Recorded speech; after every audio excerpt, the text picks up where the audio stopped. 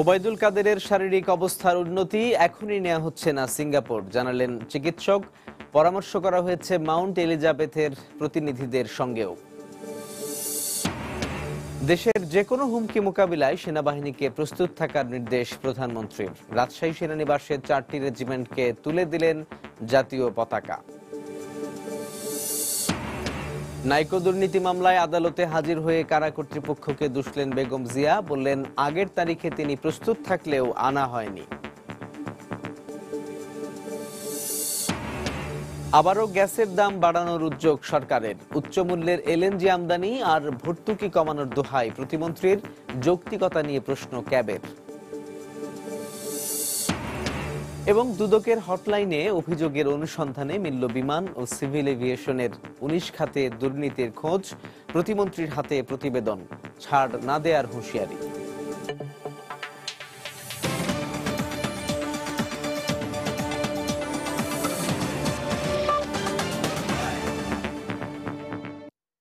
দেখছিলেন শিরোনাম। প্রবাসের সময়ের সঙ্গে আছি সাজিদ রাজু। আওয়ামী লীগ সাধারণ সম্পাদক ওবায়দুল কাদেরের শারীরিক অবস্থা উন্নতির দিকে। এ কারণে তাকে এখনই সিঙ্গাপুরে নেওয়া হচ্ছে না বলে জানিয়েছেন চিকিৎসকরা। রোববার সন্ধ্যায় সিঙ্গাপুর থেকে আসা চিকিৎসক দল ও বঙ্গবন্ধু শেখ মুজিব বিশ্ববিদ্যালয়ের চিকিৎসকদের যৌথ পরামর্শে এই সিদ্ধান্ত নেওয়া হয়। তবে ওবায়দুল কাদের এখনও শঙ্কামুক্ত নন বলে জানান চিকিৎসকরা। এর আগে রোববার সকালে অসুস্থ হয়ে হাসপাতালে ভর্তির পর তার হার্টে 3টি ব্লক ধরা পড়ে। বিকেলে ওবায়দুল কাদেরকে দেখতে বঙ্গবন্ধু মেডিকেল বিশ্ববিদ্যালয়ে যান রাষ্ট্রপতি ও প্রধানমন্ত্রী। তার সুস্থতা কামনা করে দেশবাসীর কাছে দোয়া চেয়েছেন সরকার প্রধান শেখ হাসিনা। দিনভর নানা শঙ্কা আর উৎকণ্ঠার পর ঘোষণা এলো উন্নতি হয়েছে আওয়ামী লীগ সাধারণ সম্পাদক ওবায়দুল কাদেরের শারীরিক অবস্থার। সিঙ্গাপুর থেকে রোববার রাত 8টার দিকে বঙ্গবন্ধু শেখ মুজিব মেডিকেল বিশ্ববিদ্যালয়ে পৌঁছায় বিদেশি চিকিৎসক দল। দীর্ঘ সময় ওবায়দুল কাদেরকে পর্যবেক্ষণের পর হাসপাতালের চিকিৎসক ও সিঙ্গাপুর প্রতিনিধি দলের যৌথ সিদ্ধান্ত আসে রাত 9:30টার দিকে। যেহেতু ওনাকে এই মুহূর্তে শিফট করা অত্যন্ত ঝুঁকিপূর্ণ, সেজন্য আমরা আগামী 24 ঘন্টা ওনাকে এখানে রেখে, আমাদের হাসপাতালে রেখে চিকিৎসা করতে চাই। যেহেতু ওনার অবস্থার উন্নতি হচ্ছে এখনো পর্যন্ত, এখন ডাকলে উনি সাড়া দেন, কথা বলার চেষ্টা করেন, এই জন্য আমরা মনে করছি যে উন্নতি হচ্ছে, ব্লাড প্রেশার স্টেবল আছে। সুতরাং এখন ওনাকে বিদেশে না পাঠানোর জন্য আমরা সিদ্ধান্ত নিয়েছি। যদি প্রয়োজন হয় ভবিষ্যতে আমরা পাঠাবো। তবে তিনি একদমই শঙ্কামুক্ত এমনটা বলার সুযোগ নেই এখনো। যদিও বিকেলে তিনি চোখ খুলে সাড়া দিয়েছেন রাষ্ট্রপতি ও প্রধানমন্ত্রীর ডাকে। তাকে দেখতে রাজশাহী থেকে সরাসরি 3:30টায় হাসপাতালে আসেন প্রধানমন্ত্রী। এরপরই আসেন রাষ্ট্রপতি। দীর্ঘ সময় অবস্থানের পর চলে যান তারা। সন্ধ্যা 6টায় ওবায়দুল কাদেরের সবশেষ অবস্থা জানানো হয় হাসপাতালের পক্ষ থেকে। উনি পা নাড়াচ্ছেন, নাড়ায় বলতেছেন কথাবার্তা, চেষ্টা করতেছেন কথাবার্তা। এখন এই অবস্থায় উনি আছেন, তো আমরা আরো কিছুক্ষণ দেখবো। এই হেমোডাইনামিক স্টেবিলিটি যদি আইবিপি মেশিন দেয় কিছুক্ষণ স্টেবল থাকে, তাহলে আমাদের সিদ্ধান্ত দুইটা হবে, যে আমরা হয়তো মেডিকেলও থেরাপি দিয়ে যেতে পারি, অথবা বাইপাস নেক্সট হয়তো অন্যান্য যে নালীগুলা ব্লক আছে সেইগুলা খুলে দেওয়ার জন্য হয়তো বা বাইপাস করতে পারি। রাত 10টার কিছু পরে আওয়ামী লীগ সাধারণ সম্পাদককে দেখতে হাসপাতালে আসেন বিএনপির মহাসচিব মির্জা ফখরুল ইসলাম আলমগীর, স্থায়ী কমিটির সদস্য ব্যারিস্টার মওদুদ আহমেদ সহ দলটির কয়েকজন নেতা। এ সময় তারা আওয়ামী লীগ নেতাদের কাছ থেকে ওবায়দুল কাদেরের শারীরিক অবস্থা সম্পর্কে বিস্তারিত জানেন। প্রায় আধা ঘন্টা হাসপাতালে অবস্থান করেন তারা। রোববার ভোরে হঠাৎই শ্বাসকষ্ট দেখা দেয় আওয়ামী লীগের সাধারণ সম্পাদক ওবায়দুল কাদেরের। সে সময় বাসা থেকে তাকে নিয়ে যাওয়া হয় বঙ্গবন্ধু শেখ মুজিব মেডিকেল বিশ্ববিদ্যালয় হাসপাতালে। সেখানে ভর্তির পর অবস্থার অবনতি হলে নেওয়া হয় আইসিইউতে। পরীক্ষা নিরীক্ষার পর হার্টে 3টি ব্লক ধরা পড়লে নেওয়া হয় সিসিইউতে। দলের শীর্ষ নেতার এমন খবরে হাসপাতালে ছুটে আসেন দলীয় নেতাকর্মীরা। অন্য কোথাও মুভ হইতে পারে যদি ডাক্তার সেটা নির্দেশনা দেন অথবা পরামর্শ দেন, এইভাবে ওরা এখন কাজ করছে। এখন সমস্যা নেই, এখন কমফর্ট। আমাদের মাননীয় সাধারণ সম্পাদক জনাব ওবায়দুল কাদেরের জন্য আপনারা সবাই দোয়া করবেন। 2016 সালে আওয়ামী লীগের 20তম জাতীয় সম্মেলনে দলের সাধারণ সম্পাদক হিসেবে নির্বাচিত হন ওবায়দুল কাদের। এছাড়া পরপর 2 মেয়াদে সড়ক পরিবহন ও সেতু মন্ত্রী হিসেবে দায়িত্ব পালন করছেন তিনি। আজহার লিমন, সময় সংবাদ, ঢাকা। এই মুহূর্তে বঙ্গবন্ধু শেখ মুজিব মেডিকেল বিশ্ববিদ্যালয়ে আছেন রিপোর্টার তরিকুল ইসলাম সৌরভ। সরাসরি যাচ্ছি তার কাছে। সৌরভ,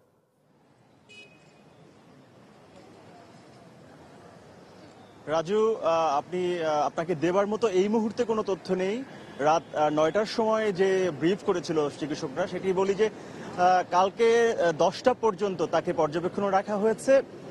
এরপরে যদি শারীরিক অবস্থা ভালো হয় তবে তাকে সিঙ্গাপুরে নিয়ে যাওয়া হতে পারে, এবং সেই বিষয়ে কালকে সকাল 11টার দিকে সাংবাদিকদের চিকিৎসকরা ব্রিফ করবে, এমনটাই আমরা জেনেছি। এখন এখানকার যে অবস্থা, এখানে কিন্তু নেতাকর্মীদের ভিড় আমরা লক্ষ্য করছি না। যারা ছিলেন নেতাকর্মীরা তারা সবাই কিন্তু চলে গেছেন, গণমাধ্যম কর্মী ছাড়া আসলে কেউই নেই, এবং গণমাধ্যম কর্মীরা কিন্তু মূল গেটের বাইরে রয়েছে এবং তারা এখানে অপেক্ষা করছে। এবং এখানে এসেছিলেন 10টার দিকে ঢাকা কমিশনার, পুলিশের কমিশনার আসাদুজ্জামান মিয়া। তিনি বলেছেন 3বার গণমাধ্যম কর্মীদেরকে ব্রিফ করা হবে আগামীকাল সকাল 11টায়, বিকেল 3টায় এবং রাত 8টায়। এছাড়া কিন্তু আর তথ্য আমরা আপাতত এখানে যারা রয়েছি তারা এখন পর্যন্ত কোনো তথ্য পাচ্ছি না। কিন্তু এরই মধ্যে রাত 8টার সময় কিন্তু আপনারা জানেন যে সিঙ্গাপুরের মাউন্ট এলিজাবেথ হাসপাতাল থেকে 2জন চিকিৎসক এসেছিলেন, তারাও দেখেছেন। তারা আসলে নিয়ে যাওয়ার ব্যাপারে আশাবাদী, তবে এখন যে অবস্থা সেই অবস্থায় নিয়ে যাওয়াটা কঠিন বলেই তারা বলছেন। তবে ডাক্তাররা এও বলেছেন যে শারীরিক অবস্থা কিছুটা উন্নতির দিকে, তবে শঙ্কামুক্ত নয় বলেও তারা জানিয়েছেন। আজকে সারাদিনই কিন্তু ওবায়দুল কাদেরকে দেখতে এখানে কিন্তু প্রধানমন্ত্রী, রাষ্ট্রপতি এবং আমরা দেখেছি যে বিএনপির মহাসচিব মির্জা ফখরুল ইসলাম আলমগীর এসেছিলেন। সবকিছু মিলিয়ে রাজু, এখান থেকে এই ছিল আমার কাছে থাকা সর্বশেষ খবরাখবর।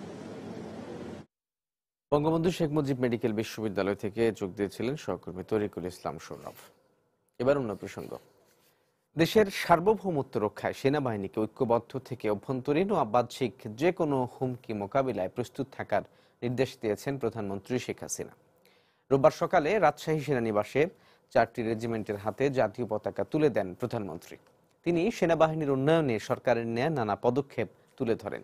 রাজশাহী থেকে ফেরদৌস লিপির রিপোর্ট। দেশের ভূখণ্ডের অখণ্ডতা রক্ষা সহ সব ধরনের জাতীয় নিরাপত্তা ও প্রতিরক্ষায় সহায়তায় অগ্রণী ভূমিকা পালন করে বাংলাদেশ সেনাবাহিনী। রবিবার সকালে রাজশাহী সেনানিবাসে বাংলাদেশ সেনাবাহিনীর রেজিমেন্ট 7, 8, 9 ও 10-এর সদস্যদের ন্যাশনাল স্ট্যান্ডার্ড প্রদান অনুষ্ঠানে যোগ দেন সরকার প্রধান শেখ হাসিনা। এরপর প্রধানমন্ত্রী খোলা জিপে করে সশস্ত্র বাহিনীর সবচেয়ে এই বড় শাখা সুসজ্জিত প্যারেড পরিদর্শন করেন। পরে বাংলাদেশ ইনফ্যান্ট্রি রেজিমেন্টের 4টি ইউনিটকে সশস্ত্র বাহিনীর বীরের প্রতীক জাতীয় পতাকা প্রদান করেন প্রধানমন্ত্রী। অনুষ্ঠানে সেনা সদস্যদের দেশের জন্য যে কোনো ত্যাগ স্বীকারে প্রস্তুত থাকার আহ্বান জানান প্রধানমন্ত্রী। পবিত্র সংবিধান ও দেশ মাতৃকার সার্বভৌমত্ব রক্ষার জন্য আপনাদের ঐক্যবদ্ধ থেকে অভ্যন্তরীণ কিংবা বাহ্যিক যে কোনো হুমকি মোকাবেলায় সদা প্রস্তুত থাকতে হবে। সরকার আধুনিক ও চৌকো সেনাবাহিনী গড়ে তুলতে বদ্ধপরিকর উল্লেখ করে তিনি বলেন, সেনাবাহিনীতে নতুন নতুন পদাতিক ডিভিশন, ব্রিগেড প্রতিষ্ঠা সহ প্রশিক্ষণের ব্যবস্থা করা হয়েছে। এটা আধুনিক ও চৌকো সশস্ত্র বাহিনী গড়ে তুলতে আমাদের সরকার বদ্ধপরিকর। এই জন্য ফোর্সেস গোল 2030 প্রণয়ন করে পর্যায়ক্রমে বাস্তবায়ন করা হচ্ছে। আমাদের সরকার শাসক হিসেবে নয়, জনগণের সেবক হিসেবে আমরা দেশ পরিচালনা করে যাচ্ছি।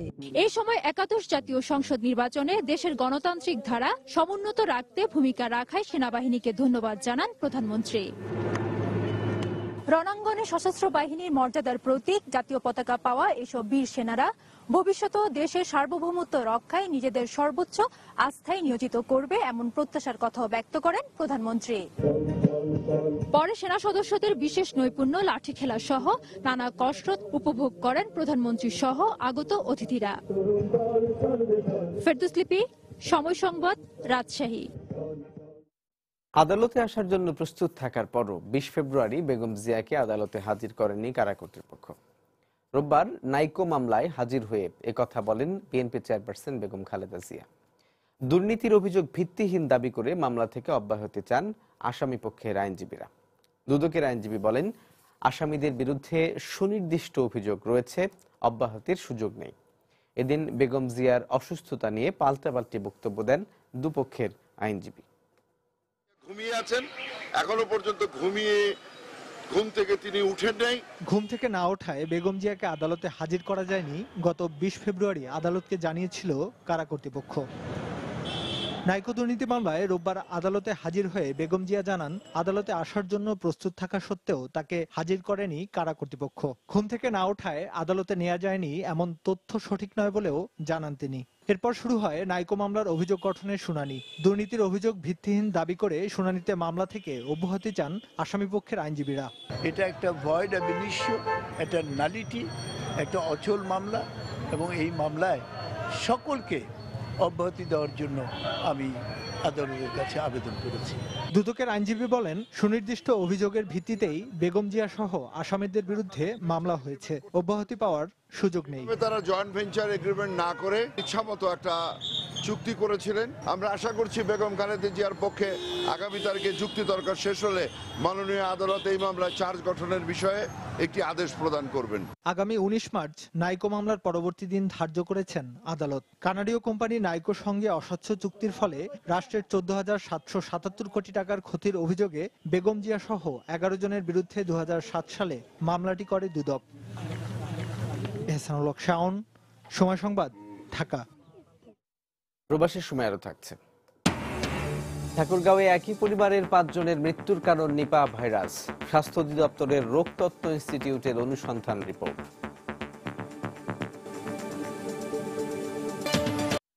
আবারও গ্যাসের দাম বাড়ানোর প্রক্রিয়া শুরু করেছে সরকার।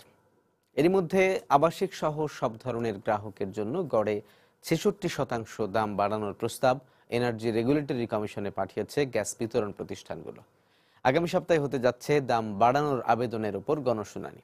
জ্বালানি প্রতিমন্ত্রী বলছেন, উচ্চ মূল্যের এলএনজি আমদানি আর ভর্তুকি কমাতেই নেওয়া হয়েছে গ্যাসের দাম বাড়ানোর উদ্যোগ। তবে এর যৌক্তিকতা নিয়ে প্রশ্ন তুলেছে ক্যাব। ফারুক ভুঁইয়া রবিনের রিপোর্ট।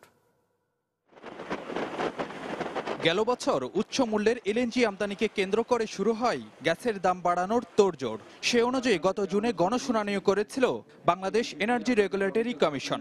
তবে নির্বাচনের মাত্র ২.৫ মাস আগে গত ১৬ অক্টোবর বিইআরসির আদেশে গ্যাসের দাম না বাড়ানোর সিদ্ধান্ত নেওয়া হয়। তবে সে আদেশের মাত্র ৫ মাসেরও কম সময়ের মধ্যে আগামী সপ্তাহে শুরু হতে যাচ্ছে আবারও গ্যাসের দাম বাড়ানোর আনুষ্ঠানিকতা। বিতরণ প্রতিষ্ঠানগুলোর আবেদনে সব শ্রেণীর গ্রাহকের জন্য গ্যাসের দাম গড়ে ৬৬% বাড়ানোর প্রস্তাব করা হয়েছে, যার মধ্যে আবাসিকে ১ চুলার জন্য ৭৫০ থেকে বাড়িয়ে ১০০০ টাকা আর ২ চুলার ক্ষেত্রে ৮০০ থেকে বাড়িয়ে ১২০০ টাকা করার আবেদন করা হয়েছে। অন্যান্য গ্রাহকদের ক্ষেত্রে খাতভেদে ১৭ থেকে ১৫৮% পর্যন্ত দাম বাড়ানোর প্রস্তাব করা হয়। এসব আবেদনের উপর গণশুনানি চলবে ১১ থেকে ১৪ মার্চ পর্যন্ত। এলএনজি আসছে তো ৫০০ এমএমসি ঢুকে গেছে, এটাতে কিছুটা প্রাইস আমরা রিঅ্যাডজাস্টমেন্ট করতে চাই। রিঅ্যাডজাস্টমেন্ট যে করবো তারপরও ভর্তুকি করতে হবে, কারণ কস্টলি, এক্সপেন্সিভ তো আমাদের জন্য। আমি মনে করি এখনো আমাদের কম্পেয়ার টু ইনকাম লেভেল এখনো প্রাইসের দিক দিয়ে আমরা অনেক কাজ করতে হবে। তবে দাম বাড়ানোর আবেদন নাকচের মাত্র ৫ মাসের মাথায় আবারও বিইআরসির গণশুনানির যৌক্তিকতা নিয়ে প্রশ্ন রয়েছে ভোক্তা অধিকার সংগঠন ক্যাবের। মানুষের পণ্য বা সেবা ক্রেতাকে দেওয়ার পরেই তার কাছে মূল্য দাবি করা যায়, ক্রেতাকে দেওয়ার আগে মূল্য দাবি করা যায় না। এখন পর্যন্ত 450 এমএমসি গ্যাস রেগুলার সরবরাহ হয়নি, এরপরে আবার 750 সরবরাহ হবে, এরকম অজুহাতে দাম পুনর্নির্ধারণের প্রস্তাব গ্রহণ করা বিইআরসির এখতিয়ার বহির্ভূত। সবশেষ ২০১৭ সালের মার্চে গ্যাসের দাম গড়ে প্রায় 23% বাড়ানো হয়। ফারুক ভুঁইয়া, রবিন, সময় সংবাদ, ঢাকা। দুদকের হটলাইন 106-এ অভিযোগ পাওয়ার পর অনুসন্ধানে মিলেছে বিমান বাংলাদেশ এয়ারলাইন্সের ৮টি খাতে দুর্নীতির সন্ধান। এছাড়া সিভিল এভিয়েশনের 11টি খাতেও দুর্নীতির খোঁজ মিলেছে। রোববার দুপুরে বিমান প্রতিমন্ত্রীর হাতে এ বিষয়ে একটি রিপোর্ট হস্তান্তর করেন দুদকের কমিশনার ডক্টর মোজাম্মেল হক খান। প্রতিমন্ত্রী জানান, দুর্নীতিতে জড়িত কাউকে ছাড় দেয়া হবে না। নানা বদনাম আর লোকসানকে সঙ্গে নিয়েই উঠছে বিমান। অব্যবস্থাপনা, অনিয়ম আর দুর্নীতির পাশাপাশি সম্প্রতি যোগ হয়েছে বিমান ছিনতাইয়ের চেষ্টা, ফেটে যাওয়া চাকা নিয়ে বিমান উড্ডয়ন সহ নানা ছোট বড় দুর্ঘটনা। গত 18 জানুয়ারি সরকারি 14টি প্রতিষ্ঠানের অনিয়ম তদন্তে কাজ শুরু করা দুদকের 14টি আলাদা দল এরই মধ্যে হানা দিয়েছে স্বাস্থ্য ও শিক্ষা খাতে। গত 1 ফেব্রুয়ারি তারা দুর্নীতি অনুসন্ধানে পরিদর্শন করে সিভিল এভিয়েশন কার্যালয়ও। তারই অংশ হিসাবে এবার বিমান মন্ত্রণালয়ে এসে এই খাতের দুর্নীতির চিত্র তুলে ধরেন দুদকের কর্মকর্তারা। প্রতিমন্ত্রীর হাতে তুলে দেন দুর্নীতির খতিয়ান। আমাদের কাছে বিভিন্ন ধরনের যে তথ্য পাওয়া যায়, 106-এ অনেক সময় অভিযোগ আসে। আমাদের কাছে অতীত রিপোর্ট থাকে, এই মন্ত্রণালয় সংক্রান্ত বার্ষিক রিপোর্ট, যেখানে দুর্নীতির সম্ভাবনা বেশি, অর্থাৎ দুর্নীতি অতীতে ঘটেছে এই ধরনের অভিযোগ এবং অভিজ্ঞতাও রয়েছে। সেই ক্ষেত্রগুলো যদি বলি যে বিমান ক্রয় এবং বিমান লিজ খাতে অনেক সময় দুর্নীতি হয়, এইটার দাম বেশি করে এবং যোগসাজস্য হয়, অনেক ধরনের উচ্চ মূল্যের জিনিস কিন্তু হয়। দুদকের তালিকায় বিমান বাংলাদেশের দুর্নীতির 8 খাতের মধ্যে রয়েছে বিমান ক্রয় ও বিমান লিজ, গ্রাউন্ড সার্ভিস, কার্গো আমদানি রপ্তানি, এমনকি খাবারের ক্যাটারিং সার্ভিসেও। আর সিভিল এভিয়েশনের ক্রয় খাত, সম্পত্তি ব্যবস্থাপনা, নির্মাণ ও উন্নয়নমূলক কাজ সহ 11 কাজে রয়েছে দুর্নীতি। আমাদের মন্ত্রণালয় থেকে দুর্নীতি বিরোধী সমস্ত কার্যক্রম আমরা অব্যাহত রাখবো। যারাই দুর্নীতির সাথে সংশ্লিষ্ট থাকবে তাদেরকে কঠোর হস্তে দমন করা হবে, তাদের আইনের আওতা সুপর্দ করা হবে। এই ব্যাপারে আমরা আপনাদেরকে প্রতিশ্রুতি দিচ্ছি। বিমানে দুর্নীতির প্রতিটি খাতের বিপরীতে একটি করে সুপারিশ জমা দিয়ে দুদকের হুঁশিয়ারি, দ্রুত পরিস্থিতির পরিবর্তন না হলে ব্যবস্থা নেবে তারা। ইহসান জুয়েল, সময় সংবাদ, ঢাকা। ঠাকুরগাঁওয়ে একই পরিবারের 5 জনের মৃত্যু নিপা ভাইরাসের কারণে হয়েছে বলে স্বাস্থ্য অধিদপ্তরের অনুসন্ধান প্রতিবেদনে উঠে এসেছে। এক সংবাদ বিজ্ঞপ্তিতে এই তথ্য জানায় অধিদপ্তরের রোগতত্ত্ব ও রোগ নিয়ন্ত্রণ গবেষণা ইনস্টিটিউট IEDCRI। মৃতদের মধ্যে একজনের দেহ থেকে সংগৃহীত নমুনা পরীক্ষা করে নিপা ভাইরাসের অস্তিত্ব খুঁজে পায় তদন্ত দল। গত 9 ফেব্রুয়ারি ঠাকুরগাঁয়ের বালিয়াডাঙ্গার মরিচপাড়া এলাকায় আবু তাহের নামের একজনের হঠাৎ মৃত্যু হয়। প্রথমে এটি স্বাভাবিক মৃত্যু ধারণা করলেও 20 ফেব্রুয়ারি তার মেয়ে জামাই হাবিবুর রহমান সহ ওই পরিবারের আরও 4 জনের মৃত্যু হয় রংপুর মেডিকেলে। এ ঘটনায় পুরো এলাকা আতঙ্ক ছড়িয়ে পড়লে টনক নড়ে স্বাস্থ্য অধিদপ্তরের। রোগতত্ত্ব ও রোগ নিয়ন্ত্রণ গবেষণা ইনস্টিটিউট IEDCR এর 5 সদস্যের একটি অনুসন্ধানী টিম গঠন করে স্বাস্থ্য অধিদপ্তর। গত 25 ফেব্রুয়ারি তারা ঘটনাস্থলে গিয়ে হাসপাতালের চিকিৎসক, নার্স, মৃত ব্যক্তির পরিবার ও গ্রামবাসীর সঙ্গে কথা বলার পাশাপাশি নমুনা সংগ্রহ করেন। পরে এ অনুসন্ধান কাজে যোগ দেয় IEDCR এর আরও একটি দল। অনুসন্ধান শেষে মৃত ব্যক্তির নমুনা পরীক্ষা করে নিপা ভাইরাসের অস্তিত্ব পায় IEDCR। রোববার এক সংবাদ বিজ্ঞপ্তিতে বিষয়টি জানানো হয়। বিজ্ঞপ্তিতে বলা হয়, নিপা ভাইরাসে আক্রান্ত হয়ে প্রথমে আবু তাহেরের মৃত্যু হয়। আক্রান্ত ব্যক্তির ব্যবহৃত জিনিসের মাধ্যমে বাকিরাও এ ভাইরাসে আক্রান্ত হন বলে জানানো হয়। তাদের সবার জ্বর, মাথা ব্যথা, বমি ও মস্তিষ্কে সংক্রমণের উপসর্গ ছিল। সংবাদ বিজ্ঞপ্তিতে এ ভাইরাস থেকে রক্ষা পেতে খেজুরের কাঁচা রস খাওয়া থেকে বিরত থাকা, আক্রান্ত ব্যক্তির সংস্পর্শে আসার পর হাত সাবান দিয়ে ধোয়া সহ কয়েক দফা সুপারিশ করা হয়। সময় সংবাদ, ঠাকুরগাঁও। দুর্যোগ মোকাবিলায় বাংলাদেশ এখন স্বয়ংসম্পূর্ণ বলে দাবি করেছেন দুর্যোগ ব্যবস্থাপনা ও ত্রাণ প্রতিমন্ত্রী। সাধারণ নাগরিকদের সচেতনতার অংশ হিসেবে রোববার জগন্নাথ বিশ্ববিদ্যালয়ে আয়োজিত ফায়ার সার্ভিসের মহড়া পরিদর্শনের পর এই কথা বলেন তিনি। নাগরিকরা সচেতন হলে যে কোনো দুর্যোগে ক্ষয়ক্ষতির পরিমাণ অনেকাংশে কমিয়ে আনা সম্ভব বলেও উল্লেখ করেন তিনি। ফায়ার সার্ভিসের কর্মকর্তারা জানান, ভবিষ্যতেও এই ধরনের কর্মসূচি অব্যাহত থাকবে। দেখে মনে হতে পারে বহুতল ভবনে অগ্নিকাণ্ডের পর সেখান থেকে বের হওয়ার চেষ্টা করছে আটকে পড়া কয়েকজন। এরপর ফায়ার সার্ভিসের কর্মীরা তাদের বিভিন্ন উপায়ে বের করার চেষ্টা করছেন।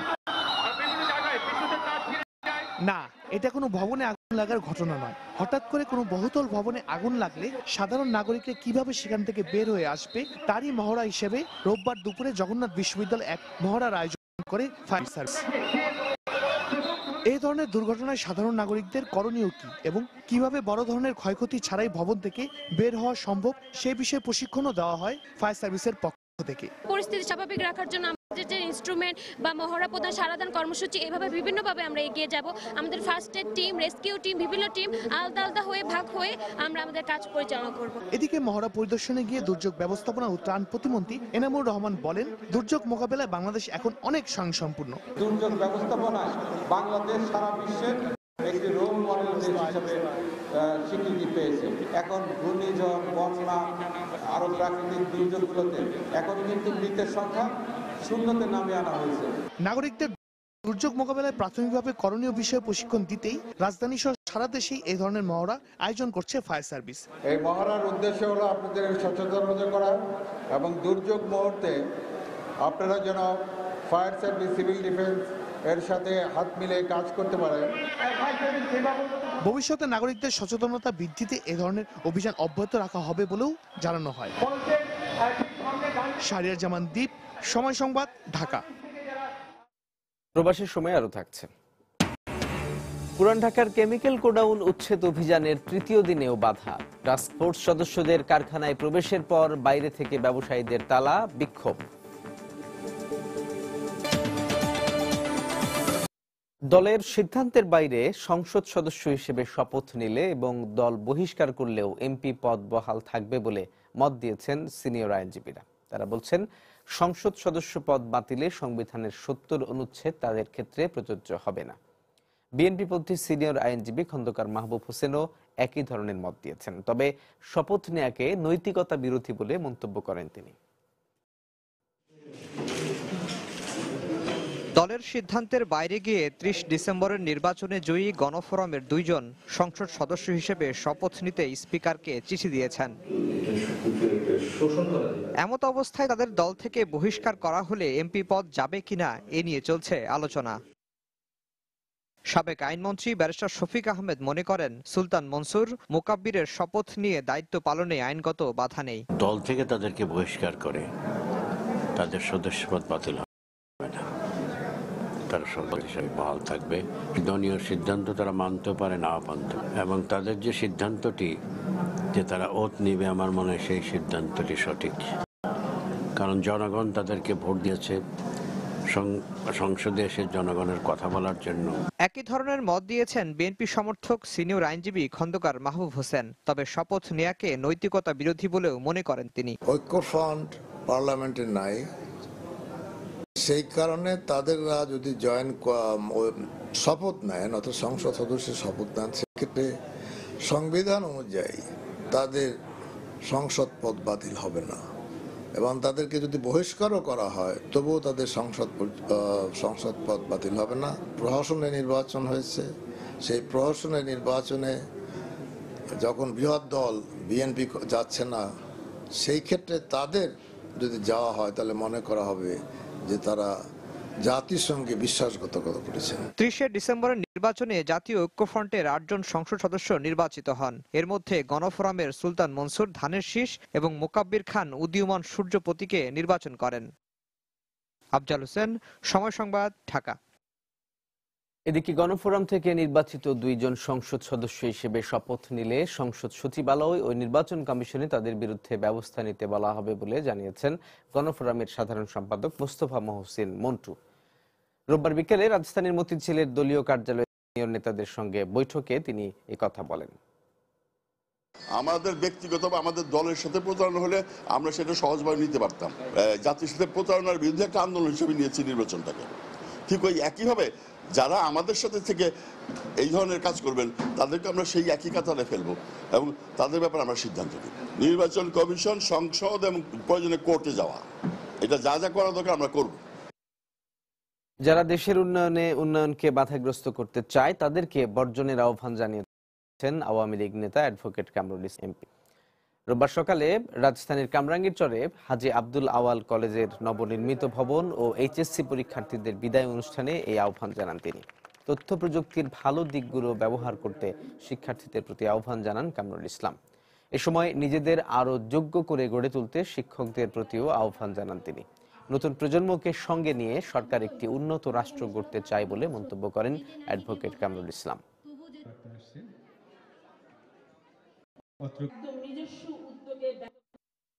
গণতন্ত্রকে বাদ দিয়ে কেবলমাত্র উন্নয়ন হয় না। যারা গণতান্ত্রিক পথে বাধার সৃষ্টি করে, নির্বাচন পদ্ধতিকে প্রশ্নবিদ্ধ করতে চায়, নির্বাচনকে না বলে নির্বাচনের থেকে দূরে থাকে এবং গণতান্ত্রিক সমস্ত চর্চা থেকে যারা দূরে থাকে, তারা দেশকে পেছনের দিকে নিয়ে যেতে চায় এবং উন্নয়নের বাধার সৃষ্টি করতে চায়। তাদেরকেও আমাদেরকে ঘৃণা করতে হবে তাদেরকেও আমাদেরকে বর্জন করতে হবে। এবার প্রবাসের খবর। সৌদি আরবের জেদ্দায় উৎসব মুখর পরিবেশে প্রবাসী বরিশাল বিভাগীয় সমাজ কল্যাণ সমিতির বার্ষিক বনভোজন ও আলোচনা সভা অনুষ্ঠিত হয়েছে। সংগঠনের সভাপতি ইউসুফ মাহমুদ ফরাজের সভাপতিত্বেও সাধারণ সম্পাদক মীর মনিরুজ্জামান তপনের সঞ্চালনায় অনুষ্ঠানে প্রধান অতিথি ছিলেন বাংলাদেশ ইন্টারন্যাশনাল স্কুল জেদ্দার জাতীয় কারিকুলাম বিভাগের চেয়ারম্যান খন্দকার AK আজাদ। বিশেষ অতিথি ছিলেন মাহবুবুর রহমান হিরু, সাইদুল ইসলাম, আবুল বাশার খোকন সহ অনেকে। 2001 সালে প্রবাসী বরিশাল বিভাগীয় সমাজ কল্যাণ সমিতি প্রতিষ্ঠিত হয়। দক্ষিণ আফ্রিকায় আওয়ামী লীগের কেপটাউন শাখার সহসভাপতি জহিরুল ইসলাম দুর্বৃত্তের ছুরিকাঘাতে নিহত হয়েছেন। স্থানীয় সময় শনিবার সকালে প্রতিবেশী আফ্রিকান এক নাগরিকের ছুরিকাঘাতে তিনি নিহত হন। এই ঘটনায় হামলাকারীকে আটক করেছে দেশটির পুলিশ। 2002 সালে দক্ষিণ আফ্রিকায় পাড়ি জমান শরীয়তপুরের বাসিন্দা জহিরুল ইসলাম। ব্যবসার পাশাপাশি সমাজসেবা ও আওয়ামী লীগের রাজনীতিতে যুক্ত ছিলেন তিনি। অভিযানের তৃতীয় দিনেও বাধার মুখে পড়ল রাসায়নিক গুদাম ও কারখানা উচ্ছেদে গঠিত সরকারি টাস্কফোর্স। পুরান ঢাকার লালবাগ কেল্লার মোড়ে একটি প্লাস্টিক কারখানায় অভিযান চালাতে গেলে বিক্ষোভ শুরু করে শ্রমিকরা। ঢাকা দক্ষিণ সিটি কর্পোরেশনের কর্মকর্তা জানান, কোনো বাধাই অভিযান বন্ধ করতে পারবে না। এদিকে রোববার 13টি রাসায়নিক কারখানায় গ্যাস, পানি, বিদ্যুৎ সংযোগ বিচ্ছিন্ন করে দিয়েছে টাস্কফোর্স। অব্যাহত অভিযানের অংশ হিসেবে রোববার সকালে পুরান ঢাকার বিভিন্ন এলাকায় রাসায়নিক কারখানা ও গুদাম উচ্ছেদে অভিযান শুরু করে সরকারি টাস্কফোর্স। লালবাগের একটি প্লাস্টিক কারখানায় অভিযান চলাকালে প্রধান দরজার বাইরে থেকে তালা লাগিয়ে দেয় বিক্ষোভরত শ্রমিকরা। কারখানা না সরানোর দাবিতে স্লোগান দিতে থাকেন তারা। এ সময় কারখানার ভেতরে আটকা পড়েন নির্বাহী ম্যাজিস্ট্রেট সহ কর্তব্যরত টাস্কফোর্স সদস্যরা। আমরা এখানে পানির সংযোগটা বিচ্ছিন্ন করেছি, কিন্তু বিদ্যুৎ বিভাগের যারা এসেছিলেন তারা গাড়িতে করে মই নিয়ে আসেন, মই দিয়ে উপরে উঠে করতে হয়। তাদের এই বিক্ষুব্ধ জনতা তাদের গাড়িটা নাকি ভেঙে দিয়েছে। এটাকেও আমি সরাসরি বাধাগ্রস্ত বলবো না, তারা একটা দাবি তুলেছেন যেন এটা অচিরে বন্ধ করা হয়, তাদেরকে যেন সময় দেওয়া হয়। পরে লালবাগ থানার পুলিশ এসে তাদেরকে উদ্ধার করে। বিক্ষুব্ধ শ্রমিকদের সরাতে এক পর্যায়ে লাঠিচার্জ করে পুলিশ। খুবই তাদেরকে বুঝিয়েছি যে অভিযান চলছে, এটা আপনাদের উপকারের জন্য, আপনাদের নিরাপত্তার জন্য। এভাবে তাদেরকে বোঝানোর পরে তারা এলাকায় চলে গেছে। এদিন চকবাজার এলাকায় আরো কয়েকটি গুদাম ও কারখানায় অভিযান পরিচালনা করে টাস্কফোর্স। এ সময় কয়েকটি রাসায়নিক কারখানার বিদ্যুৎ সংযোগ বিচ্ছিন্ন করা হয়। 2 ঘন্টার অভিযান শেষে গণমাধ্যমের সঙ্গে কথা বলেন ঢাকা দক্ষিণ সিটি কর্পোরেশনের প্রধান স্বাস্থ্য কর্মকর্তা। বাসাবাড়ির বিরুদ্ধে না, আমরা শুধু গোডাউনে ক্ষতিকর দাহ্য পদার্থ যেখানে আছে সেই কারখানা, ঝুঁকিপূর্ণ কারখানা থেকেই শুধু সার্ভিস কাট করতেছে। বাদ বাকি যাদের এই ধরনের গোডাউন আছে আপনারা অনুগ্রহপূর্বক এগুলি সরিয়ে ফেলেন। 20 ফেব্রুয়ারি রাতে চুরিহাট্টায় ভয়াবহ অগ্নিকাণ্ডে 71 জন মারা যাবার পরে রাসায়নিক ও দাহ্য পদার্থের গুদাম উচ্ছেদে টাস্কফোর্স গঠন করে সরকার। শাতিলা শারমিন, সময় সংবাদ, ঢাকা। রাজধানীর সোয়ারীঘাটে হিমাগারে অভিযান চালিয়ে বিপুল পরিমাণ খেজুর ও ইফতার সামগ্রী জব্দ করেছেন র্যাবের ভ্রাম্যমাণ আদালত। রোববার দুপুরে নির্বাহী ম্যাজিস্ট্রেট সরওয়ার আলমের নেতৃত্বে এই অভিযান শুরু হয়। সোয়ারীঘাটের চান সর্দার কোল্ড স্টোরেজে অভিযান চালিয়ে 300 বছর জব্দ করা হয়। এছাড়াও খাবার অযোগ্য বিপুল পরিমাণ ফল ও নিত্য প্রয়োজনীয় দ্রব্য জব্দ করা হয়। মেয়াদোত্তীর্ণের সব সামগ্রী আসন্ন রমজান উপলক্ষে মজুত করা হয়েছিল বলেও জানান র্যাবের ভ্রাম্যমাণ আদালত।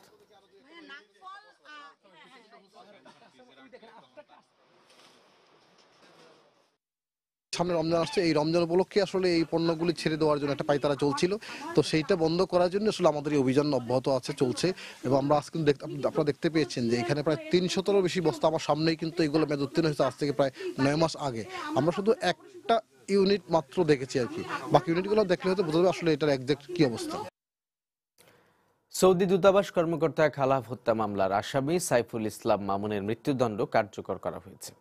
রোববার রাত 10টা 1 কাশিমপুর কেন্দ্রীয় কারাগারে তার মৃত্যুদণ্ড কার্যকর করা হয়। জেল সুপার শাহজাহান আহমেদ এই তথ্য জানান।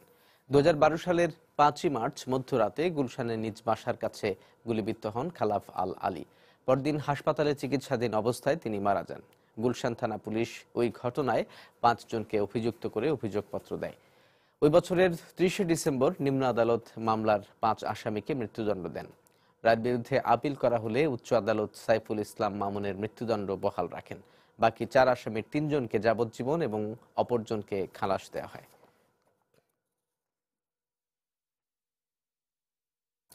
পাঁচ বছরেও বগুড়ায় সাঈদীকে চাঁদে দেখা গুজব সংক্রান্ত 56টি মামলার কোনোটিরই বিচার শেষ হয়নি। কেবল চার্জশিটেই আটকে আছে মামলার কার্যক্রম। সরকারি কৌঁসুলি জানান, বিচারক স্বল্পতায় বিচার কাজ কিছুটা বিলম্বিত হচ্ছে। বিস্তারিত মাজেদুর রহমানের রিপোর্টে, ক্যামেরায় ছিলেন রবিউল ইসলাম। 5 বছর আগে মানবতা বিরোধী অপরাধে দেলোয়ার হোসেন সাঈদীকে মৃত্যুদণ্ড ঘোষণা পর 3 মার্চ ভোরে বগুড়ার বিভিন্ন মসজিদে মাইকে সাঈদীকে চাঁদে দেখা গেছে বলে পরিকল্পিতভাবে গুজব ছড়ানো হয়। এরপর তাকে রক্ষার ঘোষণা দিয়ে জামাত শিবিরের ক্যাডাররা জেলার 12টি উপজেলায় একযোগে চালায় তাণ্ডব। রাস্তায় গাছ ফেলে বিভিন্ন সড়ক ও মহাসড়ক অবরোধ করে। নন্দীগ্রাম, ধুনট, বগুড়া সদর, শিবগঞ্জ, শাহজাহানপুর, শেরপুর, কাহালু উপজেলা পরিষদ ও থানায় হামলার পাশাপাশি 6টি পুলিশ ফাঁড়ি, অফিস, আদালত, বেসরকারি প্রতিষ্ঠানে হামলা, ভাঙচুর, অগ্নিসংযোগ ও লুটপাট চালায় তারা। আমার স্ত্রী, আমার 6 মাসের নাতি এবং আমার পুত্রবধূ ঘরে তালাবদ্ধ করে যে অগ্নিসংযোগ করে, এই দিনের কথা মনে করলে আমার গাটা এখনো শিউরে ওঠে। আমাদের তো চতুর্দিকে ঘিরে ধরছে, আমাদের বাঁচার কোনো উপায় নেই। তা ঠিক আছে, আমরা আস্তে আস্তে একটা করে ব্লাঙ্ক ফায়ার করি আর ওদেরকে একটু দূরে দিই। এরকম করতে করতে সকাল 11টা পর্যন্ত আমরা নিজেদেরকে সেভ করলাম। সুষ্ঠু বিচারের মধ্য দিয়ে এইসব যারা ত্রাস করেছিল, যারা অন্যায় করেছে, যারা এই সব লুটপাট করেছে, তাদের দৃষ্টান্ত শাস্তি হবে, আমরা একটা বিচার পাবো। উত্তরবঙ্গের সাথে সারা দেশের যোগাযোগ বন্ধ করে কারাবন্দী মাওলানা সাঈদীকে মুক্ত করার ষড়যন্ত্র ছিল দিনটিতে। আমি তখন বগুড়া জেলার পুলিশের দায়িত্ব পালন করেছি। আমরা বিভিন্ন জায়গায় তাদেরকে মোকাবেলা করে বগুড়া শহর থেকে বের করে দিই এবং তৎপরবর্তী সময় তাদের বিরুদ্ধে মোট 53টি মামলা রুজু হয়। মামলাগুলো চার্জশিট হয়েছে, এখন সাক্ষীর পর্যায়ে উঠেছে। জজ সাহেব একটু শর্ট আছে, যার জন্য মামলাগুলো একটু ধীর গতিতে চলতেছে। মামলার জটটা আমাদের খুব বেশি জজ কোর্টে। তা আমি আশা করি এই মামলাগুলো আমরা দ্রুত এই বছরে অনেক মামলা নিষ্পত্তি করতে পারব। সাঈদীকে চাঁদে দেখা সংক্রান্ত নাশকতায় মামলা হয়েছিল 56টি।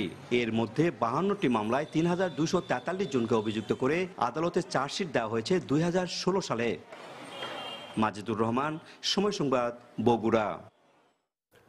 বান্দরবাড়ির সীমান্ত থেকে আটক মিয়ানমারের সেনা সদস্যকে দেশটিতে ফিরিয়ে দিয়েছে বিজিবি। রোববার দুপুরে মিয়ানমার সীমান্ত রক্ষা বাহিনী বিজিপির কাছে তাকে হস্তান্তর করা হয়। এর আগে নাইক্ষ্যংছড়ির ঘুমধুম সীমান্তের 0 পয়েন্টে বিজিবি ও বিজিপির ব্যাটালিয়ন পর্যায়ে পতাকা বৈঠক হয়। এতে বাংলাদেশের 9 সদস্যের প্রতিনিধি দলের নেতৃত্ব দেন বিজিবির নাইক্ষ্যংছড়ি 11 ব্যাটালিয়নের অধিনায়ক লেফটেন্যান্ট কর্নেল মোহাম্মদ আসাদুজ্জামান। মিয়ানমারের বিজিপির প্রতিনিধি দলের নেতৃত্ব দেন কেউ উইং লিং। বৈঠক শেষে মিয়ানমারের সেনা সদস্য অন বো থিনকে হস্তান্তর করা হয়। অনুপ্রবেশের দায়ে গত 24 জানুয়ারি নাইক্ষ্যংছড়ির ভালুখাইয়া সীমান্ত এলাকা থেকে ওই সেনা সদস্যকে আটক করে বিজিবি।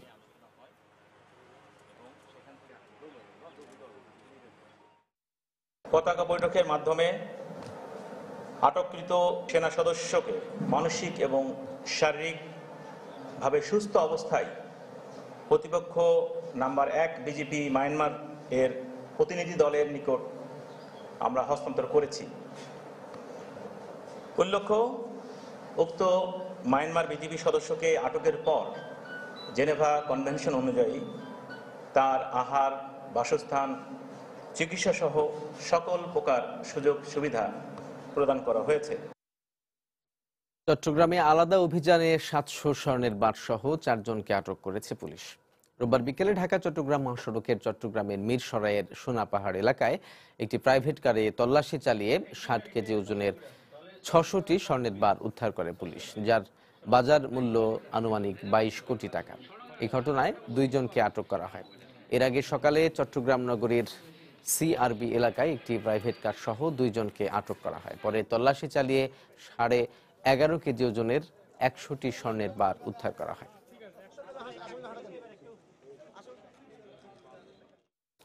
আগামী 5 বছর নানা ধরনের ব্যাগ সহ কোনো পাটপণ্য বেচাকেনায় ভ্যাট নেবে না সরকার। একই সঙ্গে বহুমুখী পাটপণ্য উৎপাদনে বিশেষায়িত কম্পোজিট পাটকল স্থাপনেরও উদ্যোগ নেওয়া হবে। রোববার সকালে রাজধানীর ফার্মগেটে জেডিপিসিতে এক সভায় একথা জানান বস্ত্র ও পাট মন্ত্রী গাজী গোলাম দস্তগীর। যদিও উদ্যোক্তারা মনে করেন বাড়তি উৎপাদন খরচের কারণে আন্তর্জাতিক বাজারে প্রতিযোগিতায় পিছিয়ে পড়ছেন তারা। স্বাধীনতার আগে ও পরবর্তী সময়ে বিশ্বে বাংলাদেশের পরিচিতি ছিল সোনালী আঁশের দেশ হিসেবে, কিন্তু পলিথিন ও প্লাস্টিক পণ্যের বিকাশে ধরে রাখা যায়নি সেই অবস্থান। বর্তমানে বিশ্ব বাস্তবতায় পরিবেশ বান্ধব হিসেবে আবারও পাটের ব্যাপক সম্ভাবনা দেখা দিয়েছে। এরই মধ্যে খাদ্যশস্য ও চিনি মোড়কজাত করার জন্য পাটের বস্তা ব্যবহারের সুপারিশ করেছে বিশ্ব স্বাস্থ্য সংস্থা। চলতি বছরেই পলিথিন ও প্লাস্টিক পণ্যের ব্যবহার ৮০% কমানোর ঘোষণা দিয়েছে ইইউভুক্ত দেশগুলো। দেশেও বিভিন্ন খাদ্যশস্যে পাটের মোড়ক ব্যবহার বাধ্যতামূলক করা হয়েছে। তারপরও নানা সীমাবদ্ধতায় সম্ভাবনার সবটুকু কাজে লাগানো যাচ্ছে না বলে জানান উদ্যোক্তারা। গত বছর আমরা ক্লাসিক্যাল হ্যান্ডমেড 450 টন কালার সুতা কিনেছি, কিন্তু এই কালার সুতার ডাইং এর ফ্যাক্টরিও কিন্তু খুবই কম। ফ্যাব্রিক আমাদের দেশে যেখানে স্যার 28 টাকা স্যার প্রতি গজের জন্য নিচ্ছে, ইন্ডিয়াতে স্যার সেটা খরচ পড়ছে 11 থেকে 11.5 টাকায়, যে কারণে আমরা কম্পিটিটিভে পারছেন। আমাদের টোটাল কস্টিং এ দেখা যাচ্ছে যে 25 থেকে 30% বেশি হয়ে যাচ্ছে। বর্তমানে শুধুমাত্র বহুমুখী পাট পণ্যের অভ্যন্তরীণ ও রপ্তানি মিলিয়ে বাজার প্রায় 800 কোটি টাকা। প্রতি বছর দেশে উৎপাদিত হচ্ছে প্রায় 30 লাখ টন পাট কাঠি, যা থেকে 2,500 কোটি টাকার চারকোল উৎপাদন করা সম্ভব। এ অবস্থায় পাট পণ্যের বাজার সম্প্রসারণের পরিকল্পনা তুলে ধরেন বস্ত্র ও পাট মন্ত্রী। পাট হলো কৃষি পণ্য, কৃষি পণ্যের উপর সাধারণত ভ্যাট থাকে না, সুতরাং পাটকে আরো আকর্ষণীয় করতে হলে এখন পর্যন্ত ভ্যাট মুক্ত আছে, আগামীতে যাতে ভ্যাট মুক্ত থাকে সেই ব্যবস্থার জন্য আমি জোর প্রচেষ্টা চালাবো। বর্তমানে shopping bag, floor covering, home textile সহ 280 ধরনের পাট পণ্য উৎপাদন করছেন প্রায় 700 উদ্যোক্তা। শুভ খান, সময় সংবাদ, ঢাকা। নবজাতক দ্রুত শনাক্ত করা গেলে চিকিৎসার মাধ্যমে তার সুস্থ ও স্বাভাবিক জীবন নিশ্চিত করা সম্ভব বলে জানিয়েছেন চিকিৎসকরা। রোববার বিকেলে রাজধানীর কৃষিবিদ ইনস্টিটিউশনে বিশ্ব জন্মগত ত্রুটি দিবস উপলক্ষে এক সচেতনতামূলক আলোচনায় বক্তারা কথা বলেন। শিশুর জন্মগত যে কোনো ত্রুটি শনাক্তের ক্ষেত্রে পরিবারের সদস্যদের সচেতনতা বৃদ্ধির প্রয়োজনীয়তা তুলে ধরেন তারা। সাধারণ মানুষের মধ্যে সচেতনতা বৃদ্ধির লক্ষ্যে 2015 সাল থেকে প্রতি বছর 3রা মার্চ বিশ্ব জন্মগত ত্রুটি দিবস হিসেবে পালন করা হচ্ছে।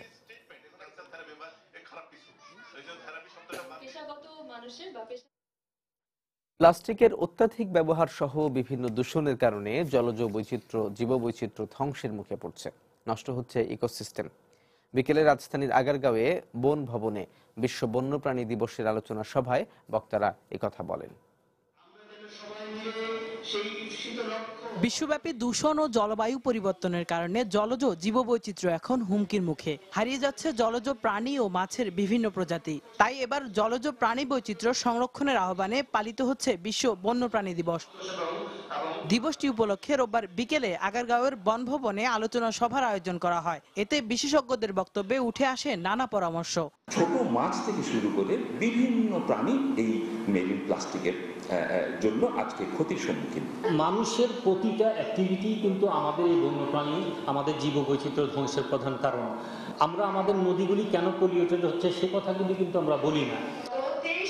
জীববৈচিত্র্য রক্ষায় সুন্দরবনের খালে মাছ ধরা বন্ধ রাখার ঘোষণা দেন পরিবেশ ও বন উপমন্ত্রী। বনভূমি উদ্ধারে তৎপরতা বাড়ানোর কথা বলেন মন্ত্রী। নদী এবং সমুদ্রে অবশ্যই মাছ ধরতে পারবে, কিন্তু খালগুলোতে যেন কোনো মানুষ ঢুকতে না পারে। বনাঞ্চল আবার সামাজিক বনায়নের মাধ্যমে আমরা আবার উদ্ধার করতে এবং এই বাংলাদেশে আবার বনে ভরপুর করার জন্য সবুজ বাংলাদেশ আমরা করতে চাই। পরিবেশ রক্ষায় জীববৈচিত্র্য সংরক্ষণে দেশবাসীকে এগিয়ে আসার আহ্বান জানান তারা। এফআইএচ শাকিল, সময় সংবাদ, ঢাকা। এ পর্যায়ে শীর্ষ সংবাদ জানিয়ে দিচ্ছি আরো একবার। ওবায়দুল কাদেরের শারীরিক অবস্থার উন্নতি এখনই নেওয়া হচ্ছে না সিঙ্গাপুর, জানালেন চিকিৎসক। পরামর্শ করা হয়েছে মাউন্ট এলিজাবেথের প্রতিনিধিদের সঙ্গেও। দেশের যে কোনো হুমকি মোকাবিলায় সেনাবাহিনীকে প্রস্তুত থাকার নির্দেশ প্রধানমন্ত্রীর। রাজশাহী সেনানিবাসে 4টি রেজিমেন্টকে তুলে দিলেন জাতীয় পতাকা। নাইকো দুর্নীতি মামলায় আদালতে হাজির হয়ে কারা কর্তৃপক্ষকে দুষলেন বেগম জিয়া। বললেন আগের তারিখে তিনি প্রস্তুত থাকলেও আনা হয়নি। আবারও গ্যাসের দাম বাড়ানোর উদ্যোগ সরকারের। উচ্চ মূল্যের এলএনজি আমদানি আর ভর্তুকি কমানোর দোহাই প্রতিমন্ত্রীর। যৌক্তিকতা নিয়ে প্রশ্ন ক্যাবের। এবং দুদকের হটলাইনে অভিযোগের অনুসন্ধানে মিলল বিমান ও সিভিল এভিয়েশনের ১৯ খাতে দুর্নীতির খোঁজ। প্রতিমন্ত্রীর হাতে প্রতিবেদন, ছাড় না দেয়ার হুঁশিয়ারি। এই ছিল প্রবাসী সময়ে। যে কোনো খবর পেতে ভিজিট করুন সময়নিউজ.tv। আপনার মোবাইলে সময় সংবাদ দেখতে ও সকল খবর পেতে ডাউনলোড করুন সময় অ্যাপ। এছাড়া এইমাত্র পাওয়া খবর আপনার মোবাইলে পেতে SMS করুন *BN লিখে পাঠিয়ে দিন 16242 নাম্বারে। সঙ্গে থাকুন সময়।